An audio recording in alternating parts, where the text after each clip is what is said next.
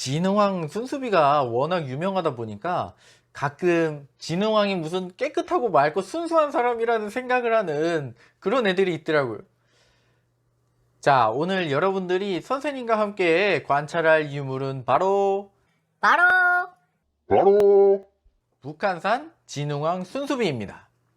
진흥왕 순수비는 6세기 진흥왕이 영토를 확장하고 함초령, 마운령, 북한산, 창녕 등에 세운 비석을 이야기하는데요. 워낙 이 비석이 유명하다 보니까 진흥왕이 무슨 순수하고 착한 사람이었다 뭐 이런 생각을 하는 사람들이 가끔 있는 것 같아요. 그런데 이 순수라는 단어는 순박하고 착하다 뭐 이런 뜻의 의미의 순수가 아니라 황제가 자기 영토를 돌아다니는 것을 순수라고 합니다. 황제가 돌아다니는데 이렇게 뭐 그냥 돌아다닌다 이렇게 쓰면은 좀 멋이 안 나잖아요. 그러니까 순수라는 단어를 가지고 좀 황제의 격을 이렇게 높여주는 거죠.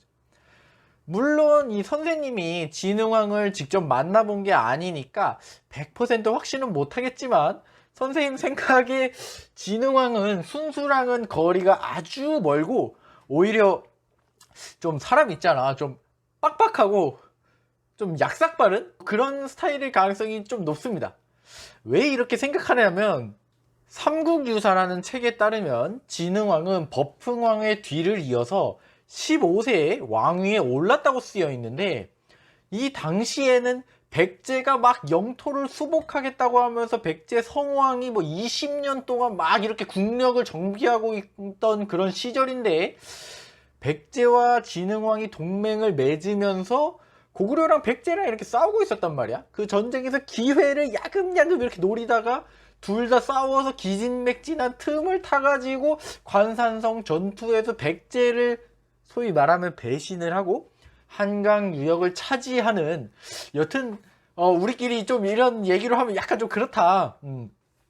물론 이제 그만큼 리더십이 있으니까 영토 확장이라는 업적을 남겼겠지만 비석을 또 이렇게 막 여러 군데 많이 새긴 것을 보면 약간 좀 사람 성격이 좀 자랑하는 것도 조금 좋아하는 듯한 그런 느낌도 조금 있고, 하여튼 이제 이 순수비로 돌아와서 순수비를 쌓은 위치를 한번 보면 뭐 산 위라든지 아니면 주변의 시야가 엄청나게 잘 확보가 되는 군사적인 요충지에다가 비석을 땅땅땅 세운 것을 알 수가 있어요.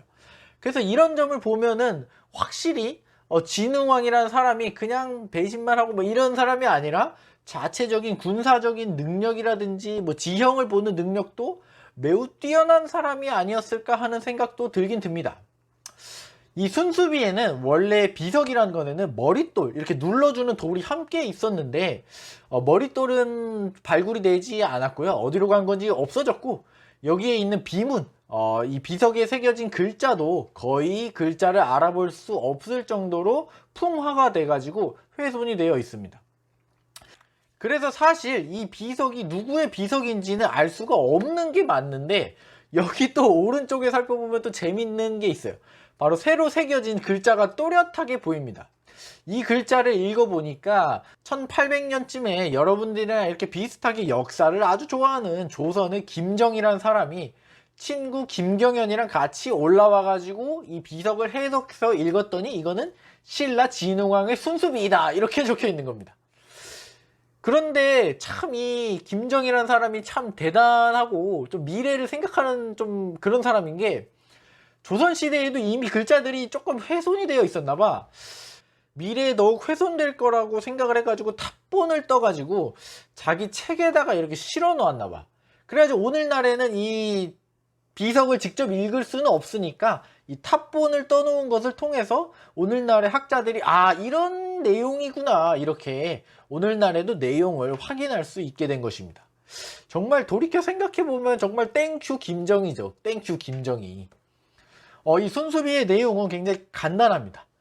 신라 진흥왕이 영토 확장을 했는데 뭐 잘했다 뭐 이런 내용으로 이루어져 있고, 이렇게 비석에 새겨진 내용은 굉장히 중요해서 금성문 해독이라는 분야가 있습니다. 고고학에는 이런 비석의 내용을 해석하고 실제 우리가 발굴된 역사랑 이렇게 맞춰보는 그런 분야입니다.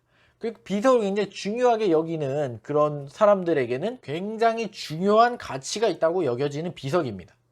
그런데 좀 이 진흥왕 순수비를 볼 때 좀 안타깝게 우리가 여겨지는 그런 역사도 같이 있는데, 이 순수비를 보면은 구멍이 굉장히 많이 나 있는 것을 여러분들이 확인할 수가 있어요.